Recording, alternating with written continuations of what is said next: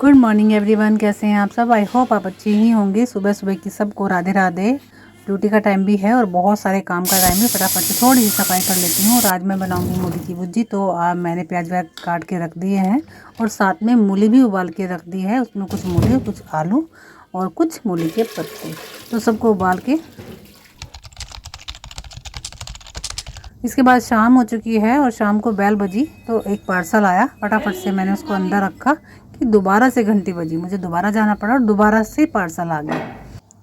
और इसके बाद थोड़ा सा दिन ढलना शुरू हो गया था, यानी कि लाइट ऑन होनी शुरू हो गई थी। तो चलिए मंदिर की लाइट जला देती हूँ। भाई इस लाइट ने मेरे तो कितने दिन हो गए परेशान कर रखा है। कभी जल जाती है तो कभी नहीं। आज इसका इलाज मैं कर ही देती हूँ। ख़राब नहीं है ये तो पक्का है। चलिए आज इसको थोड़ा सा रिपेयर कर देते हैं। रिपेयर करने का मतलब थोड़ा तार वार ढीले हो रखे होंगे और कुछ नहीं। बाकी ये ठीक है, मुझे पता है इस चीज़ का। हाँ, ये देखिए बिल्कुल ठीक है। ये तो लाइट्स ऑन हो गई है। मंदिर में जब तक लाइट नहीं जलती है ना तो अच्छा सा महसूस नहीं होता है। लाइट ऑन हो गई है। किचन में चलते हैं। और मैंने सुबह की जो उबाली हुई भुर्जी थी, यानी कि उबाली हुई मूली थी, उसकी भुर्जी बना के तैयार कर दी। और साथ में संतरा खाएंगे आज। थोड़ा सा खट्टा मीठा खाने का मन है। छीलते छीलते संतरे एक दो पीस अगर ना खाएं तो स्वाद ही नहीं आता। और साथ में डालूंगी आज इनके ऊपर मैं थोड़ा सा चटपटा बनाने के लिए नमक मिर्च मसाले, यानी कि चाट मसाला वगैरह, और खाते हैं। और इनके छिलकों को भी मैं नहीं फेंकने वाली, क्योंकि इसका भी मैं पाउडर बनाकर पेस्ट बनाऊंगी। अनमोल आ गया है। अनमोल से मैंने मंगाए हैं कोयले, क्योंकि अंगीठी जलानी थी, कोयले ख़त्म हो चुके थे। और चलिए संतरे खिलाते हैं बच्चों को।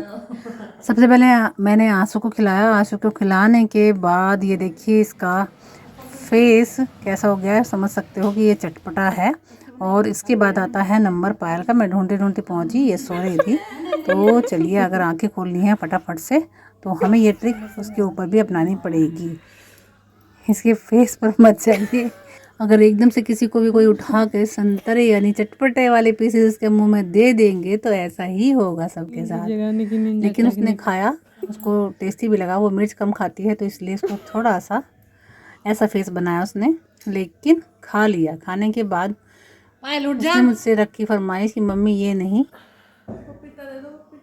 पपीता खिला दो। तो चलिए भाई इसको पपीता काट के हम खिला देते हैं।